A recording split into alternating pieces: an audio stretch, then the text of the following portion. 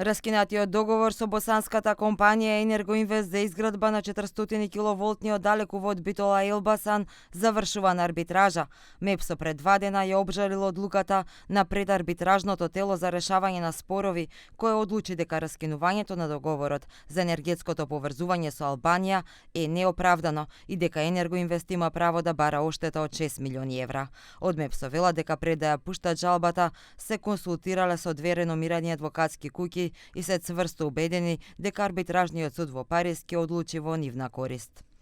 Ние сме цврсто убедени дека овој процес ќе заврши во интерес на МЕПСО и државата. Побаравме мислење од 2 реномирани адвокатски куќи кои се изјаснија дека одлуката на одборот за спорови е еднострана, непрофесионална и неоправдана. На брифингот со новинарите беа цитирани изјави од претходните директори на МЕПСО кои беа дел од првата емисија на Бизнис 21, истражувањето каде завршија 50 милиони евра за нашето енергетско поврзување со Албанија. Истражувањето од ноември 2024 година од терен откри дека е заглавен едниот дел од проектот далеководот Битола 2 Елбасан, кој требаше да го изгради компанијата Енергоинвест од Сараево, пошто следуваше раскинување на договорот и избор на нов изведувач. Договорот со Енергоинвест не предвидува промена на цена и значи клуч на рака. Напуштањето на градилиштето или престанок со градежни активности и јасно изречената намера да не се продолжи со извршување на врските е основ за раскинување на договорот од страна на МЕПСО.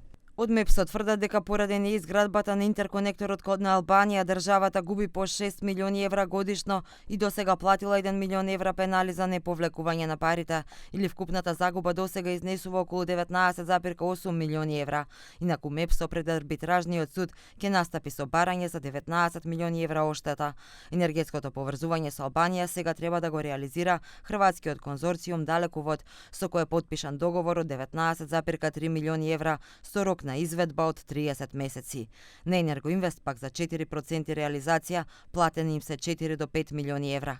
Трафостаницата кој Охрид пак која е втор дел од поврзувањето со Албанија треба да биде готова до октомври годинава.